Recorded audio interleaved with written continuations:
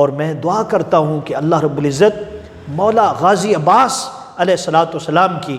ولادت باسعادت کا صدقہ پوری امت پر اپنا خاص فضل و کرم نازل فرمائے، اور خصوصاً اس وقت جس ابتلا میں، جس پریشانی میں، جس وبا میں اور جس مرض میں ہم گھرے ہوئے ہیں جسے کرونا کا نام دیا گیا ہے، اللہ پاک ان ولادتوں کا صدقہ، ان نسبتوں کا صدقہ، پنج تن پاک کا صدقہ، حضور کریم آقا صلی اللہ علیہ وسلم کے غلاموں کا صدقہ، اللہ رب العزت پوری امت کو امن اور سلامتی عطا فرمائے اور صحت